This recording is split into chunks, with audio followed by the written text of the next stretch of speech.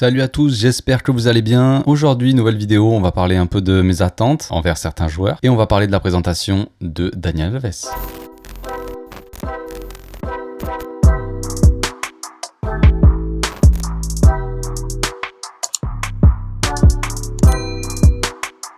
Au passage, n'hésitez pas à vous abonner à ma chaîne si c'est pas encore fait, si mes vidéos vous plaisent, et c'est le meilleur moyen de soutenir la chaîne. Quels sont les joueurs qui doivent s'élever sous Xavi? On va commencer par Ter Stegen, on attend tous le retour au top de Marc. Je sais pas si c'est une question de confiance ou son niveau physique qui a chuté avec sa blessure au genou, mais il serait quand même temps de revenir au top, Marco. Le club a besoin de toi, frérot. Ensuite, Serginho Dest. Avec les arrivées de Xavi et surtout les conseils de Daniel Alves, Dest devrait pouvoir montrer un peu toutes ses qualités pour devenir le latéral droit qu'on attend désespérément depuis le départ de Dani. Espérons que les blessures le laissent tranquille pour qu'il ait cette continuité dont il a besoin. Il a les qualités physiques et techniques pour devenir un top joueur, hein. C'est juste à mon avis dans la tête que ça bloque pour le moment. Ronald Araujo. Xavi a fait le ménage dans le staff médical et j'espère que Araujo pourra en profiter. Sans les blessures et avec de la continuité, ce gars peut être peut-être notre meilleur défenseur, tout simplement. Il l'a prouvé l'année dernière et j'ai hâte de voir son association avec Garcia sur le long terme.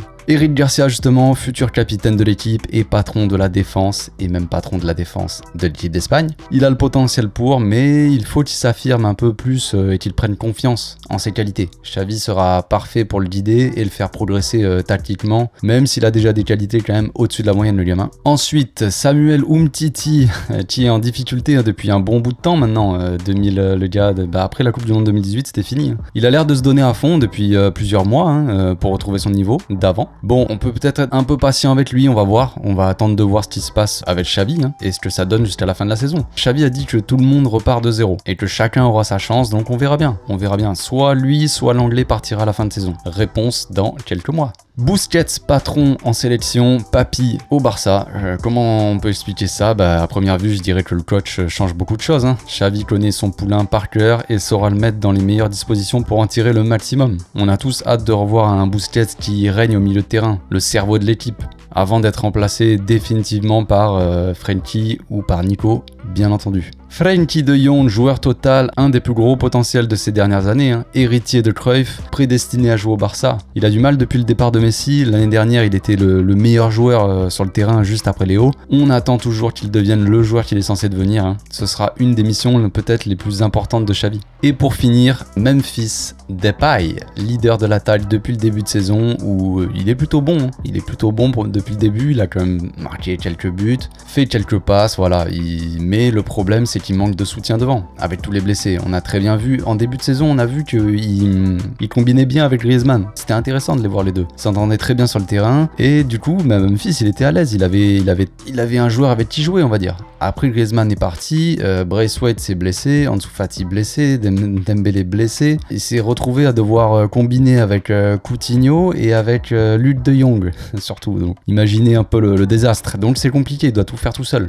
Donc voilà, on peut quand même en attendre un peu plus de Memphis, on le voit avec les Pays-Bas, le gars a des stats dignes de Messi sur l'année. Maintenant on attend de voir un peu plus de régularité au Barça. Xavi devra l'aider à s'élever, surtout au niveau peut-être tactique et intelligence de jeu, parce que la technique il l'a et le physique, vous avez vu ses mollets. Passons maintenant à Daniel Alves, donc il a été présenté hier devant une foule en délire qui scandait son nom, c'était magnifique. Il était comme un gamin, il était comme un gosse, il est rentré, il était tout content, tout sourire, plein d'énergie, c'est magnifique de voir ça, c'est ce qu'on attend de Dani en fait, qu'il revienne et qu'il apporte comme ça cette énergie, cette bonne humeur, cette joie, voilà, moi c'est ce que j'attends principalement de lui. Après sur le terrain, voilà, comme j'ai dit, on verra ce qui se passe. Donc il a eu quelques mots pour ses anciens coéquipiers, pour un peu ce qu'il va apporter au club, tout ça. Il a dit qu'un an après son départ, il avait essayé de revenir au club, mais ils ont pas voulu, ils ont préféré rester avec Sergio Roberto à droite et Nelson Semedo. Bon, Nelson Semedo, il venait d'investir sur lui, donc ça on comprend, mais préférer Sergio Roberto à Daniel Alves, ça c'est un grand mystère. Donc voilà, on voit qu'il aime vraiment le club, hein. Il a vraiment... il a fait des déclarations d'amour toutes les 5 minutes, voilà, rien n'a changé pour lui, il est toujours l'un des nôtres. Et oui, c'est toujours dans notre cœur, Dany. Tu es toujours dans notre cœur. Il a parlé aussi des jeunes qui ont beaucoup d'ambition d'après lui. Voilà, il veut aider le club à s'améliorer, à retrouver sa place, à grandir, on va dire. Aider ces jeunes-là aussi à s'affirmer sur le terrain. Et voilà, travailler dur, c'est le mot d'ordre. Il n'est pas venu en vacances, hein, Dany. Il est venu pour bosser, il l'a dit. Lui, il veut pas de la 2e place ou je sais pas quoi, la 3e. Lui, il veut tout donner sur le terrain. Et il va bosser dur pour ça. Il vient pour se battre. Il vient pas la farniente. C'est bien, c'est le soleil, c'est Barcelone. Mais non, c'est mal connaître le Dany. Il veut transformer le club comme à l'époque. Voilà, il veut redresser la barre et remettre le club à sa place, tout simplement. Hein. Au sommet, pour ceux qui sont pas au courant. Il a dit qu'il était allé dans plein d'endroits, mais qu'il n'y a aucun autre endroit, aucun autre club comme Barcelone. Voilà. Bon, bah ça, c'est encore une petite déclaration d'amour. Ça nous va droit au cœur, Dany, sache-le. Après, il a rigolé un peu sur Messi. Il a dit qu'il irait le chercher. Donnez-lui quelques heures, il va le chercher. Bon, voilà, c'est petite blagounette de Dany. C'est super. Bon, voilà, là, il a dit que c'était comme ça. C'était malheureusement, l'histoire a été mal écrite. Voilà, ça ne s'est pas passé comme prévu. Et voilà, il a dû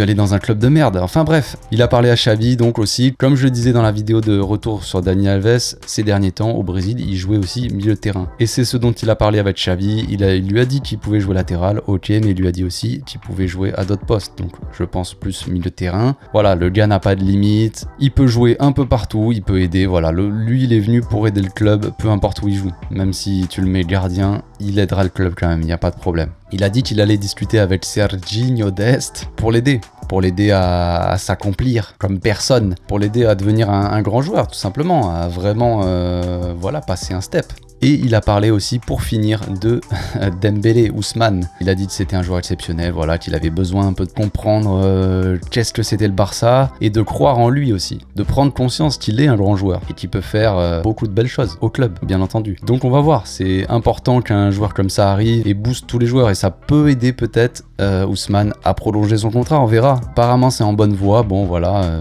on a des news tous les jours, ça retombe, mais c'est en bonne voie pour prolonger Dembélé, mais ses agents font traîner toujours, donc je sais pas quoi vous dire. Je ne sais pas quoi vous dire, on verra bien comment ça va se passer. J'espère quand même qu'il va prolonger. J'espère par contre que Coutinho se fera acheter par Newcastle, ça serait vraiment la meilleure des nouvelles, parce que le gamin, même sa sélection, ils en veulent pas. Le gars a traversé le globe entier, il a pas joué une seule minute avec le Brésil. Bon, qu'est-ce que ça va donner avec Xavi? Moi je pense que c'est vraiment pas un joueur qui peut s'adapter avec Xavi, vraiment pas. Il a pas le jeu, il sent pas le jeu, il ralentit tout. Xavi il n'aimera pas ça. Je le connais bien, Xavi c'est un cousin, non. Voilà, je pense que si c'est pour piétiner avec le ballon, faire des tours sur soi-même et tout, ralentir, non, ça c'est... Je pense que ça le fera pas, voilà. Et je sais plus exactement si Coutinho avait accepté de baisser son salaire ou pas, mais ça déjà aussi c'est un gros problème. S'il touche là 20 millions, je sais pas combien, alors que le gars est inutile sur le terrain, inintéressant, c'est pas possible. Bref, c'est tout pour aujourd'hui, petite vidéo, juste histoire de se la kiffer, hein, de parler un peu de foot. On se retrouve bientôt pour l'avant-match. D'ici là, passez une bonne journée, à plus, ciao.